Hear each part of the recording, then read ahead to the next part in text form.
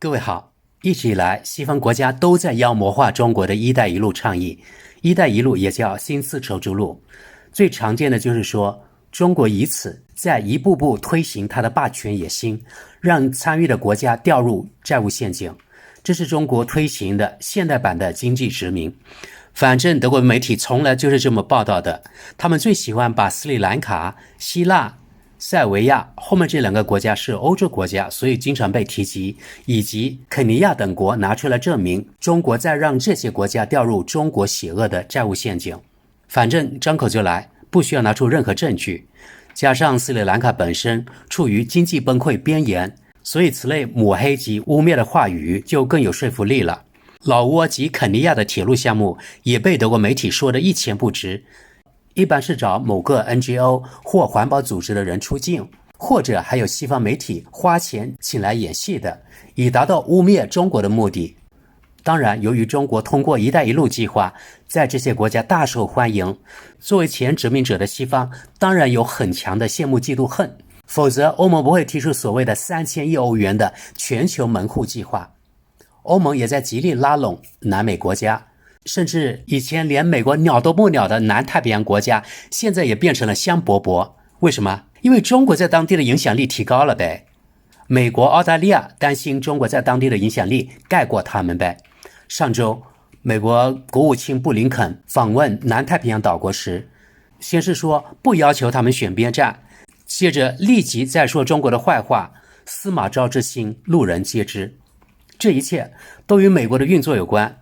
不过这也能理解，他怎么可能心甘情愿的乖乖退居二线呢？所以这几年他在拼老命，胁迫利诱他那些傀儡国家。五眼联盟当然是他最忠心的看门狗。德国、日本这种准殖民也很听话，不敢有任何反驳。德国总理电话被监听，北溪被炸，你看他们屁都不敢放一个。意大利也算一个不错的走狗，目前偏右的执政党在当初竞选的时候就承诺要退出一带一路。上周意大利总理梅洛尼去华盛顿拜山头去了，他说拜登无意干涉意大利的一带一路决策。但在拜了华盛顿的山头后，今天多家德语媒体报道，意大利政府正式决定退出中国的一带一路，还说是前朝的错误决定。如果说现在意大利政府不受华盛顿的影响，那只是在骗3岁小孩。这又是选举制国家政策飘忽不定，没有连续性的又一恶劣例子。中国与这些国家打交道，其实成本挺高，不确定性也很大。其实今年春天突然发起的反对塞尔维亚领导人武契奇的抗议运动，肯定也是某国在后面运作，整个套路就像某种颜色革命。好在处理得当，没有让西方得逞。但对于中国的一带一路来说，作为同样是选举制国家的塞尔维亚，照样存在风险。或许某天突然就会变天呢，这都不好说。现在我们来看看奥地利国家媒体奥地利广播电台对此事的报道。正式退出，意大利退出中国的丝绸之路。意大利希望在今年年底前退出与中国签订的一项有争议的投资协定丝绸之路倡议。据媒体周日报道，意大利国防部长吉多·克罗塞托证实了这一点。2019年，意大利成为第一个加入中国耗资巨大的投资项目的主要工业化国家。加入丝绸之路的决定是朱塞佩·孔特政府即兴采取的灾难性举措。如今，我们需要在不破坏两国关系的情况下拨乱反正，因为中国是竞争对手，但同时也是伙伴。政府首脑乔治亚·梅洛尼在去年9月大选获胜前宣布不会推行该倡议。早在今年5月，意大利媒体就报道称，政府计划退出丝绸之路。几天前，在他访问美国总统乔拜登期间，就猜测他可能会在这次访问中宣布退出丝绸之路的决定。美国的要求。据来自罗马的报道，由于中国亲近俄罗斯以及中国的台湾政策，北京与华盛顿之间的关系日益紧张，这使得与这个亚洲大国建立经济联系风险太大。据媒体报道，美国曾明确要求罗马就投资协定表态，该协定是由总理孔特领导的上届政府干的，上届政府于2019年缔结的。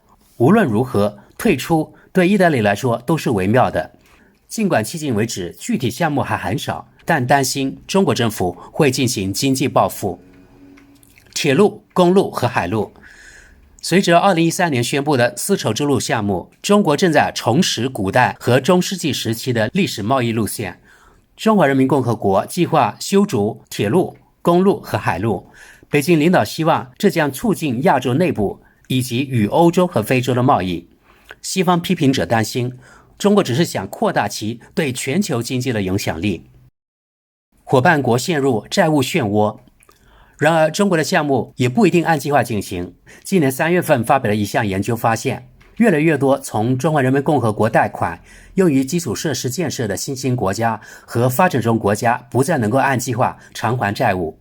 根据德国基尔世界经济研究所 IFW 与 Aid Data、哈佛大学肯尼迪学院和世界银行共同进行的研究，截止2022年年底，60%的中国对外贷款面临违约风险。研究显示，为防止违约，中国正大规模发放紧急贷款。截至2021年年底，研究者统计了向22个债务国发放的128笔救援贷款，总价值达2400亿美元，等于2180亿欧元。数据显示，这些贷款主要是再融资贷款，即延长到期日或付款期限，以及为到期债务融资而发放新贷款。德国《每日经报》对此也进行了报道，我们来看看。罗马取消与中国的协议，意大利不再希望成为丝绸之路的一部分。意大利是唯一一个在2019年加入北京倡议的西方国家。梅洛尼政府认为收益率为0，他希望在不造成任何伤害的情况下退出。要到年底才能做出决定，总理对此谨慎地表示。但乔治亚·梅洛尼的国防部长在接受采访时已经明确表示，我们将在今年年底之前做出决定。隶属于梅洛尼的意大利兄弟党的吉多·克罗塞托告诉《晚邮报》，加入丝绸之路的决定是仓促的、犯罪的，这要归咎于从2018年到2022年执政的朱塞佩·孔特政府，结果是双重负面的。我们向中国出口了1车橘子，该国在3年内对意大利的出口增加了2倍。孔特当时的合作伙伴是右翼民族主义的莱加党，该党领袖时任内政部长的萨尔维尼，现在是梅洛尼政府的副总理。萨尔维尼当时被认为是与北京结盟的幕后推手，他现在没有对此发表评论。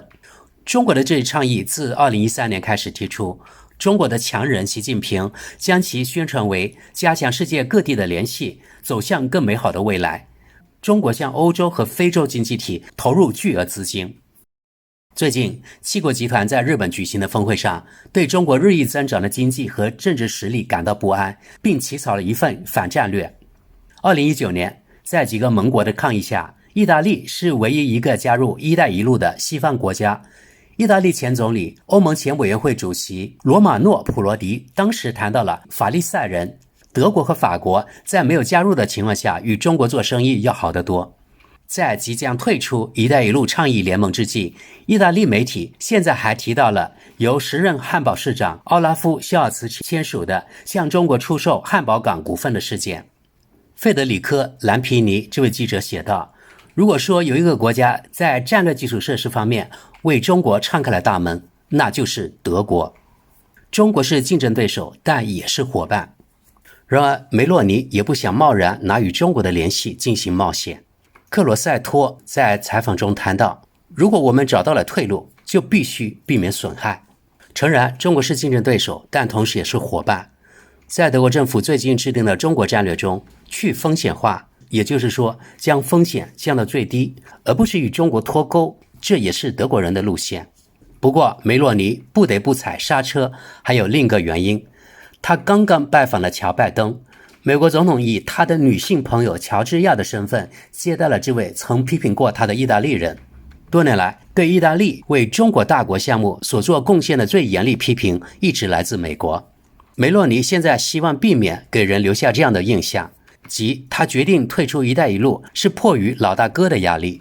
梅洛尼说没有这样的压力，当他还在华盛顿时，将很快前往北京表达敬意。接着我们来看看《每日镜报》的读者评论。第一条评论：哇，你太勇敢了，梅洛尼女士。下一条评论：他是在按照美国的意愿行事，一点都不勇敢，恰恰相反。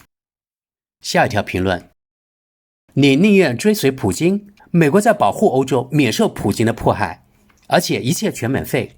当然大家商量好了，没有人需要跪舔拜登。你宁愿落得和白俄罗斯一样的下场吗？下条评论，那又是谁在保护欧洲免受美国的伤害呢？顺便说一句，没有什么是免费的，那只是一个童话或宣传。下条评论，意大利的决定是正确的。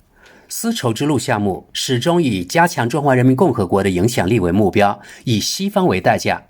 通过这种方式，中华人民共和国也想保护自己免受针对维吾尔族人或西藏的非人道行动的批评，并推进对台湾的侵略行动，应该把中华人民共和国排除在世界贸易组织之外。下一条评论，保守党和右翼政党在做出政治决策时似乎要务实得多。下一条评论，五大运动和北方军团是普京和习近平的崇拜者，他们把意大利带入了丝绸之路项目，好在现在幽灵结束了。下一条评论，非常正确的决定，与俄罗斯或中国的关系越来越密切，只会带来不利。下一条评论，这条新丝绸之路完全是为了扩大中国的影响力和增加中国的利润而设计的项目，雇佣的几乎全是中国工人和管理者，还有一些粗心大意的国家被逼到破产。很高兴它开始受到关注。下一条评论，也许到了某个时候，德国的政治人物，尤其是企业家们会注意到，应该尽可能减少与中国做生意，最重要的是不要依赖中国。好了，朋友们，今天就到这里，谢谢大家的关注，我们下期见。